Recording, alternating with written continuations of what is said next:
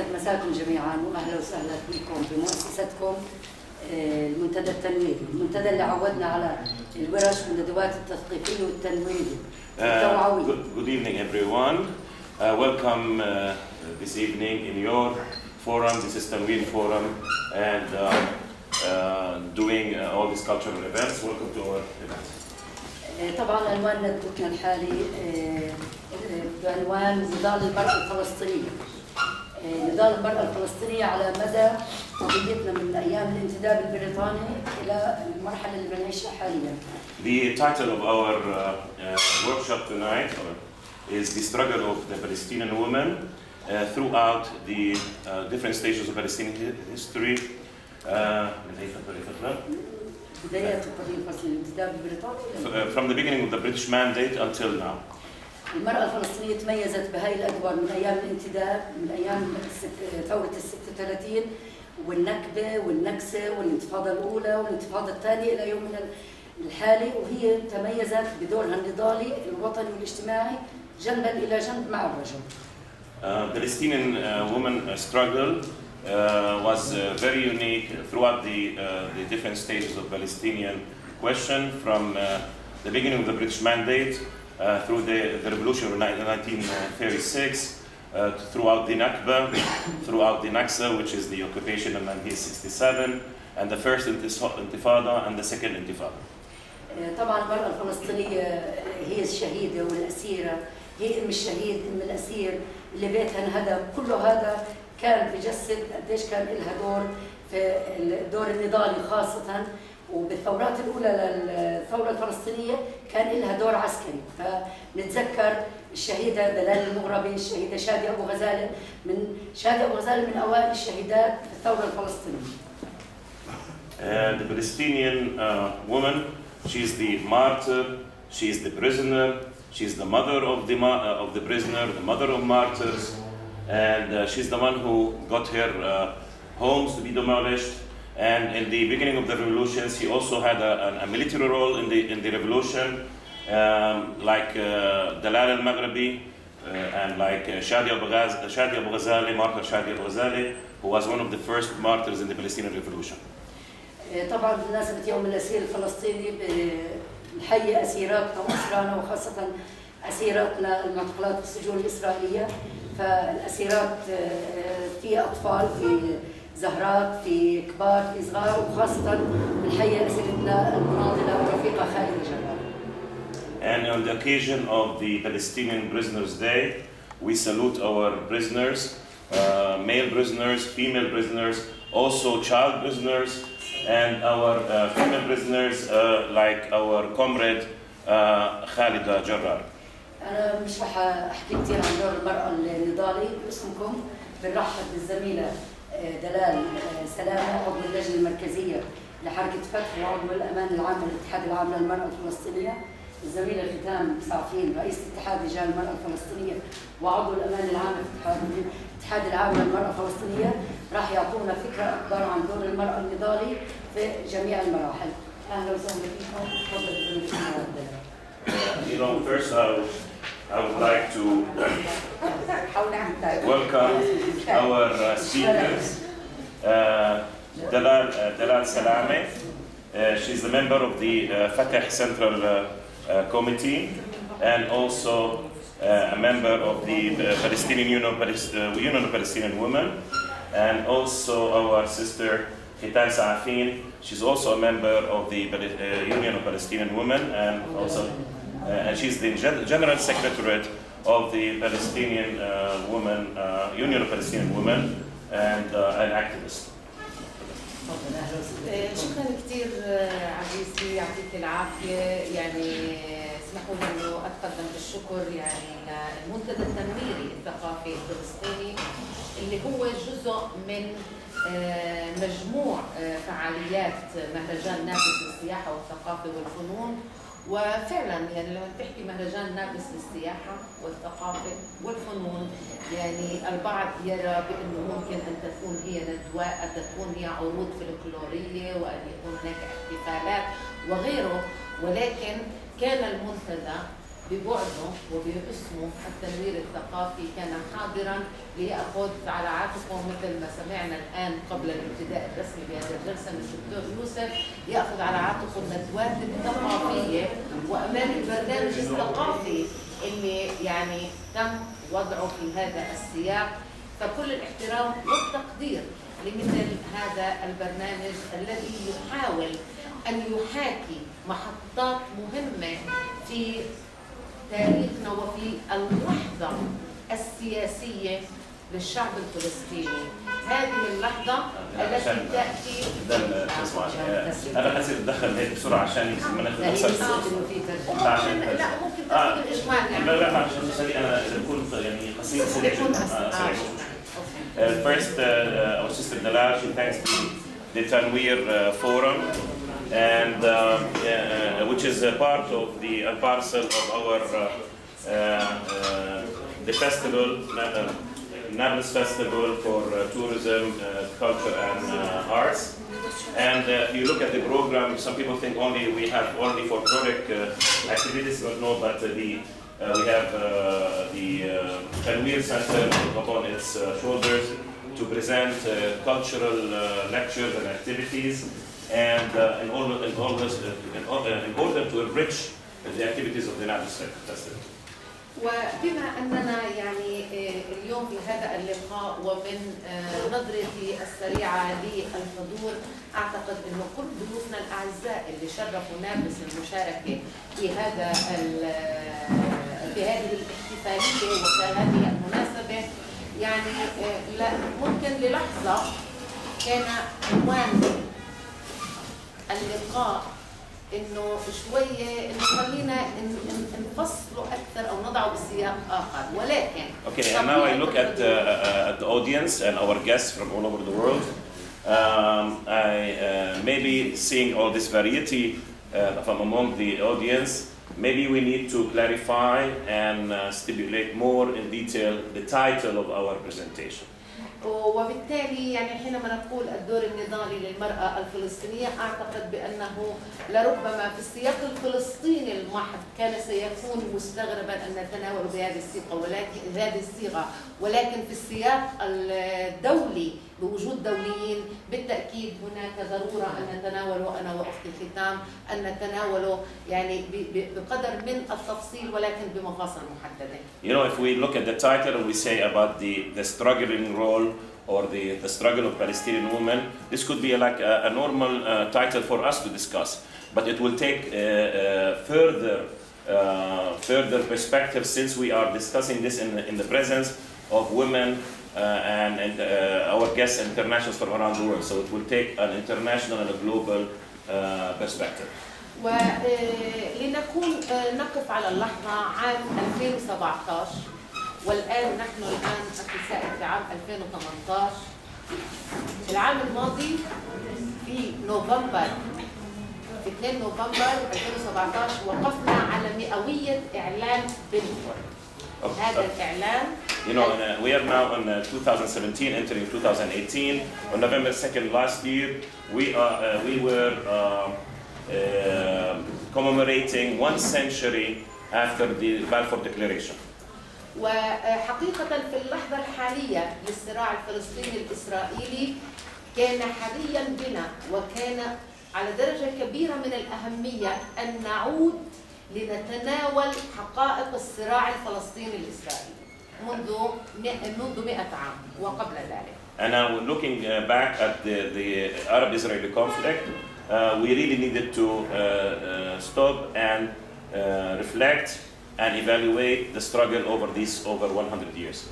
ليس فقط لمطالبة بريطانيا بالاعتذار عن هذا الإعلان الذي كان سببا رئيسيا في كل ما يجري بعد 100 عام هنا من انتهاك لحقوق الإنسان وحقوقنا السياسية والاقتصادية والاجتماعية، ولكن لأنه كان سببا بالصراع في كل المنطقة أيضا، وولد العديد من الحروب والعدوان على أبناء شعبنا، وتسبب بتشريد الملايين من أبناء شعبنا الذين ما زالوا مشردين ولاجئين في دول الجوار. You know, when we did commemorate the 100 years after the Balfour Declaration, it was not only to ask Britain for apologizing for this historical injustice and for violating our human rights, political rights, economic rights, but because Balfour Declaration was a root cause for many conflicts in the region, and it was also the cause of the displacement of millions of Palestinians who became refugees. وفي سياق في سياق استهداف الشعب الفلسطيني بناء على هذا الإعلان والتمهيد البريطاني للهجرة الصهيونية إلى فلسطين. في سياق هذه الحالة كان شعبنا الذي حاول أن يتصدى بما يملك من قدرات محدودة، حاول أن يتصدى لهذه الهجرة الصهيونية ولمحاولة سلب أرضه، ولكن كانت 48 47 48 وكان 70 عاما اليوم بنمر في 70 عاما من النكبة، هذه النكبة التي تسببت بتهجير ما يقارب من مليون فلسطيني عام 48 إلى خارج ديارهم. وهنا يجب التفريق ما بين هجرتهم أو تهجيرهم. Okay, and then within this context, we see that this targeting of the Palestinian people within the context of the Balfour Declaration, which paved the way for the Zionist immigration to Palestine, and the Palestinian people have rejected and fought against this immigration, which resulted in the disposition of the Palestinian people from their land and led to 1947, 1948. Now we see 70 years after Nakba, and we need to distinguish that Palestinians did not were displaced; they were forcibly displaced. They were basically ethnically cleansed and forcibly displaced from their country. وفي ذلك الوقت اللي تم فيه تهجير الشعب الفلسطيني ما يقارب من مليون فلسطيني. 1 million Palestinians, almost 1 million Palestinians got displaced. في ذلك الوقت كانوا هائمين على وجوههم ما بين انتقالهم، ما بين تهجيرهم وتشتيتهم، سواء كان في باقي الأراضي الفلسطينية أو خارج الوطن. وهنا نقف على نحن كنساء فلسطينيات وكشعب فلسطيني نقف على المحطة التي لعبتها المرأة الفلسطينية من أجل مواجهة حالة التفكك للمجتمع الفلسطيني والتفكك للأسرة الفلسطينية. فكان الدور المميز للمرأة الفلسطينية في الحفاظ على هذه الأسرة، في الحفاظ على هذا التجمع، تجمعاتنا الفلسطينية، وفي تمتين أواصر المجتمع الفلسطيني أينما حل، حتى لو كان كمجتمع لاجئين في مخيمات لجوء وفي خيام. Okay.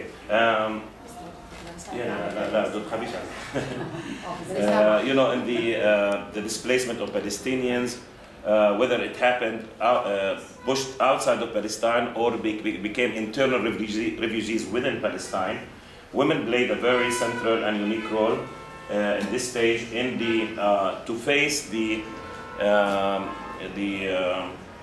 state of fragmentation of the Palestinian community and the Palestinian family. The Palestinian woman was able to bring the society together and bring the families together, whether inside the refugee camps or in the Palestinian community as a whole. It played a very unique role in stitching this society together. وللتأكيد إنه في ال 1920s و 1930s في العشرينات والثلاثينات من بداية القرن الماضي أيضا كانت قد بدأت تبرز مع الهجرة الصهيونية إلى الأراضي الفلسطينية، بدأت تبرز جمعيات نسوية من المرأة الفلسطينية، من نخب نسوية. تبرز هذه الجمعيات لتشارك بفاعلية في مواجهة هذه الهجرة والتعديات على الأراضي الفلسطينية. فمرحلة العشرينات والثلاثينات شهدت قدرا من نشوء الجمعيات النسوية وتنظيم الجهد النسوي. فممكن أن نقول أنه يعود إلى بداية القرن الماضي بداية جهود المرأة الفلسطينية لتنظيم جهودها النسوية للإسهام في عملية مواجهة الحملة الاستيطانية والمشروع الصهيوني في فلسطين. You know, early on, from the beginning of the British Mandate, from the 20s and the 30s, from the beginning of the Zionist project, there was Palestinian women NGOs, women civil society organizations, and charitable society, associations and charitable organizations run by women in order to participate and mitigate the effects of the Zionist campaign on Palestine. ولكن ما هي اللحظة المفصلية التي كانت للمرأة الفلسطينية؟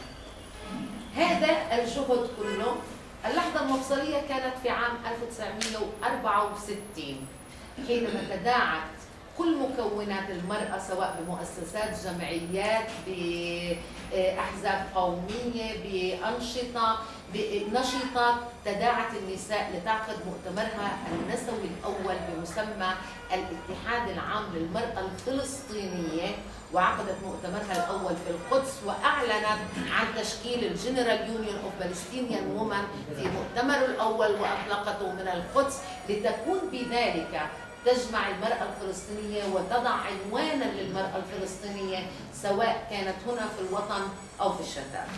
And a major turning point in the activism of Palestinian women occurred in 1964 when Palestinian women from all over from the country and different parts of the Arab world, they came together.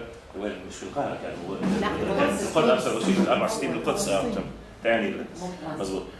In Jerusalem, they came together and declared the initiation and the inception of the General Union of Palestinian Women as a major umbrella for the struggle of the Palestinian women. واللي هو حاليا أحد أهم الأذرع لمنظمة التحرير الفلسطينية التي هي الكيان السياسي والمعنوي للشعب الفلسطيني ممثلا بلجنته التنفيذية ورئاسة لجنته التنفيذية بشكل رئيسي. And it's one of the main arms of the Palestinian Liberation Organization, represented by its Palestinian National Council and its executive committee. So the General Union of Palestinian Students is a main arm of the PLO. نعم، من طلاب، المرأة، العمال، المعلمين، هذه القطاعات الشعبية الأساسية التي كانت تشكل قوام منظمة التحرير الفلسطينية، بالإضافة للأحزاب والقوى السياسية المشكلة اللي هي الأحزاب السياسية الفلسطينية، بالإضافة إلى تجمع المستقلين. You know, like the women, along with the students, with the workers, with the teachers, they made up the essence of the Palestinian Liberation Organization, along with the political parties and the independent personalities that made up the Palestinian National Council and Beta PLO. ومن هنا يعني مهم الإشارة أن وجود المرأة في الاتحاد العام كقطاع، وجود المرأة في الاتحاد العام لم يعني عدم وجودها أيضا عبر الاتحادات الأخرى، المعلمين والطلاب والعمال. You know, the presence of Palestinian women in the General Union of Palestinian Women did not mean that they were not present in other sectors, like in the students and like in the teachers' unions or in the workers' union. So they were active within the Palestinian General Union of Palestinian Women, but also active in the other sectors.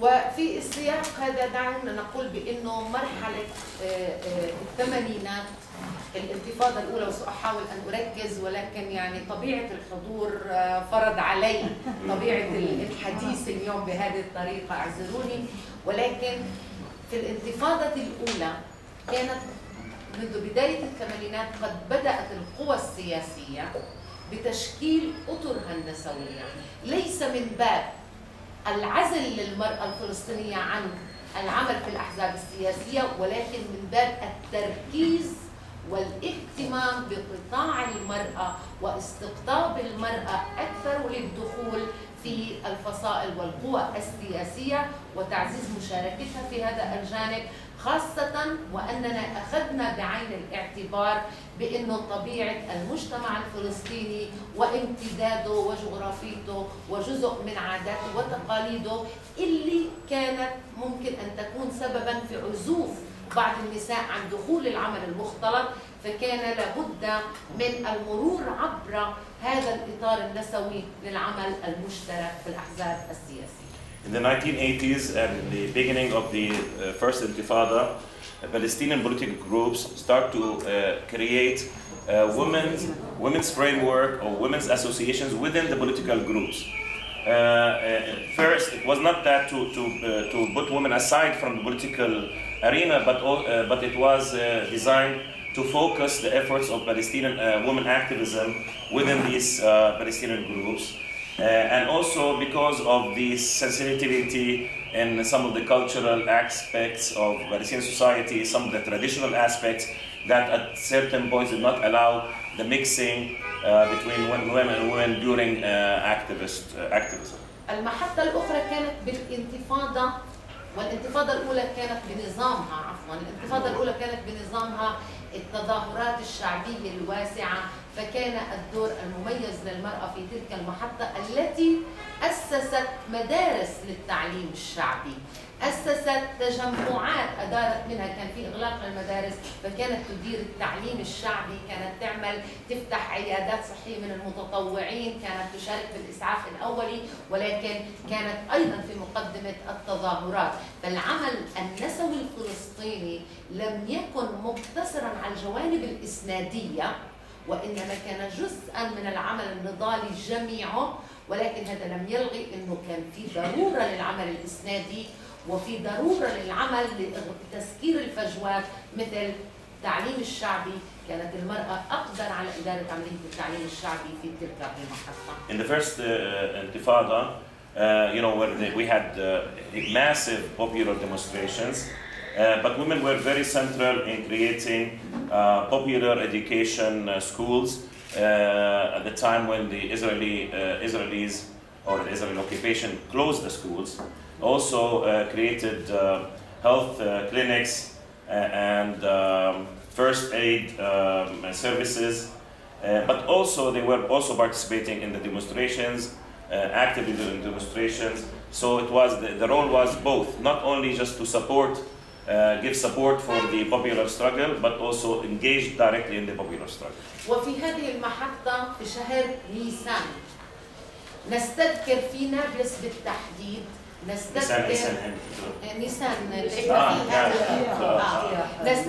في نابلس بالتحديد عام 2002 اللي هو ذكرى اجتياح مدينة نابلس، ذكرى اجتياح نابلس ومحافظة نابلس بلدتها القديمة، وكان هناك العشرات من الشهداء. هذه المحطة اللي اليوم أنتم موجودين في نابلس لتطلع على كثير من القضايا، ولكن من الجيد أن نشير أنه الأيام اللي أنتم موجودين فيها الآن هي أيام تعيدنا إلى ذكرى اجتياح نابلس وتدمير، محاولة تدمير تراثها وتاريخها واستهداف مناضليها في عام 2002 اللي هو في الانتفاضة الثانية التي ابتدأت في نهاية عام 2000 إثر اقتحام شارون للمسجد الأقصى.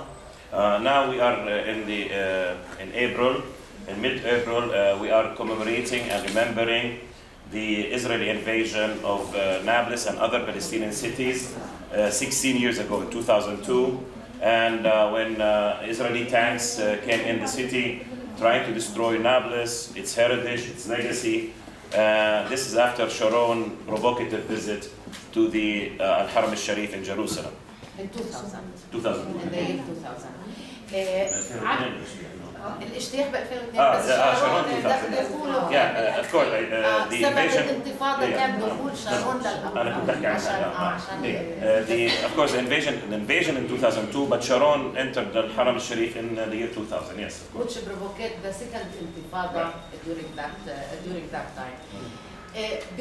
بكل الأحوال يعني في هذه المحطة بجوز الكل عايشها تقريبا كل الجيل الموجود هنا، يعني نعم عايشنا الانتفاضة الأولى ولكن كمان عايشنا يعني بصيغ مختلفة الانتفاضة الثانية، وكيف إنه يعني استطاعت أيضا هو المجتمع الفلسطيني جميعا نساء ورجاله أن تواجه هذا الاجتياح وتواجه محاولة الحصار والتدمير اللي تم، وهذا كان بالاستناد إلى مقوماتنا الخاصة بتجميع الجهود في إطار شعبي بعيدا عن الألوان السياسية، في إطار شعبي لمواجهة تحديات المرحلة. اللجان الشعبية. Yes. Most of us here in the audience from the Palestinians, we have lived this stage, very critical stage in our Palestinian history during the Second Intifada.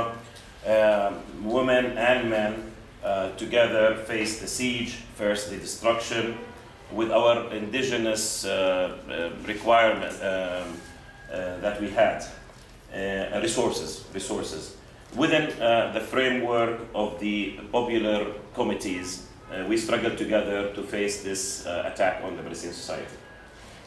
في النهاية ما أود أن ألخص في الموضوع بطبيعة دور المرأة. دورنا كنساء فلسطينيات لربما يختلف عن دور النساء في دول العالم اللي يعني بتعيش في استقلال وسيادة. Our role as Palestinian women, maybe it's unique, maybe it's a bit different than the role of women around the world. It has some unique aspects. نعم، نحن كنساء فلسطينيات نتطلع لحقوقنا كنساء في مجتمعنا مقابل الرجال. We as Palestinian women, of course, we look at our rights as Palestinian women in a patriarchal society. نتطلع إلى حقنا العادل بوظيفة بقدر متساوي بأجر متساوي بكل هذه الحقوق. We look for our rights to work, decent jobs, for equal pay. الحق في الارتقاء في المناصب المختلفة. And to go up the ladder in any bureaucracies and also in political participation in the decision making. ولكن بنفس الوقت نحن نتطلع كجزء من هذا الشعب باستمرار دورنا النضالي والوطني من أجل الحرية والاستقلال والحقوق المشروعة للشعب الفلسطيني اللي محروم منها منذ 100 عام ومستمر الاحتلال ومن يدعمه بحرماننا من حقوقنا. But also at the same time we aspire and look for freedom and independence and also to implement our inalienable rights in accordance with international law after 100 years of struggle. دائما أقول بأنه بجزء الشعب الفلسطيني بيعيش في ظل نظام سياسي لم يحدث أن مر عبر الكثير من الأنظمة السياسية. أساتذة العلوم السياسية ممكن يصوبوني، ولكن يعني حالتنا الفلسطينية خاصة. نحن لا نعيش في مرحلة في استقلال ونسير في خط واحد لعملية البناء. احنا عايشين من ناحية كأننا مستقلين، بنحاول نبني مؤسساتنا الوطنية، نبني مدارسنا ونبني مؤسساتنا ونظامنا السياسي وانتخاباتنا وكل هذا الشيء، بلدية ولا تشريعي ولا غيره، وبنفس الوقت مستمرين بمواجهة احتلال يوميا، تهويد في القدس، طرد من القدس، سحب هويات، مصادرة أراضي، تقليع أشجار، تقطيع أوصال طرق، حصار لغزة، اللجوء في الشتات ومنع اللاجئين العودة. فنحن من زاوية، لا الفكرة حتاخذ من زاوية نبني مؤسساتنا الوطنية ومن زاوية نستمر في نضالنا.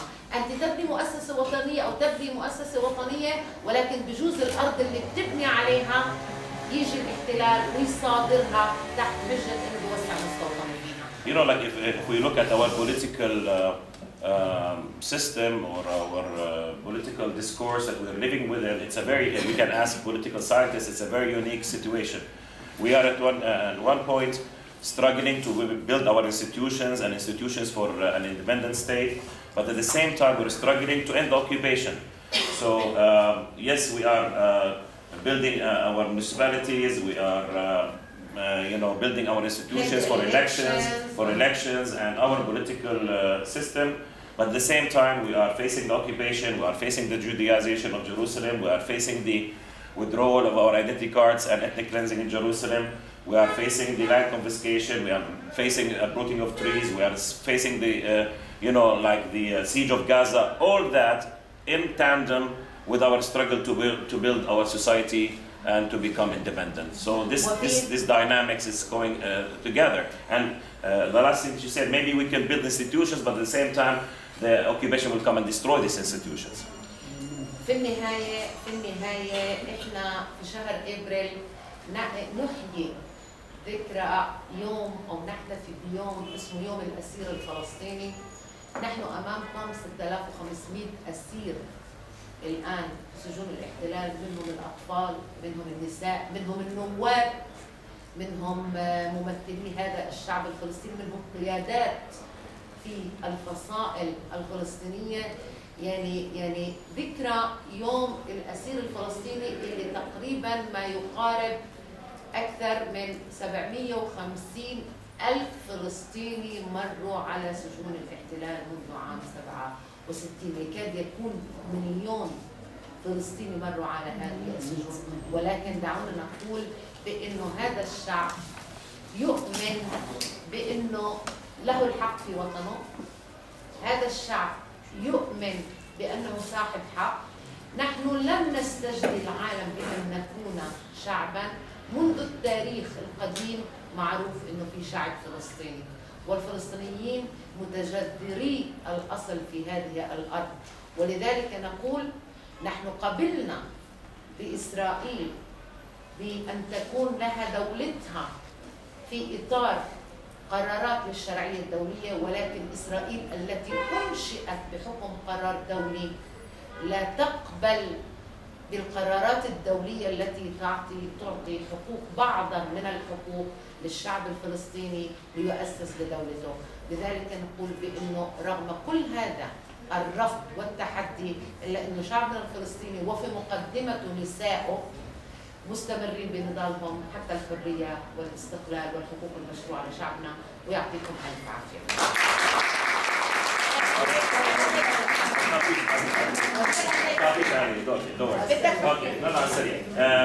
At the end, I would like to say that we are commemorating the Palestinian Prisoners' Day. We have 6,500 Palestinian prisoners now, among them women, children, members of parliament. We have leaders in the national struggle are in jail. Almost between 750,000 to 1 million, to one, of course, like Marwan Barghouthi, Ahmed Saadat, and Khalid Jarrar. You know, almost 750,000 to 1 million Palestinians have gone through the prison experience. And as a people, we have rights, and nobody can deny our entity as a people. We are rooted in this land from millennia history. As a nation and a people. No people, yeah. As a nation and as a people, we are rooted in this land. We accepted. She said we. I don't accept Israel like this. She's saying this. I'm going to let's just put a footnote. Yeah, no, we accepted Israel as to have its own state, but Israel refusing to accept our right to have our state on this land. Despite all this, Palestinian women are still struggling for freedom, independence, and the implementation of our inalienable rights.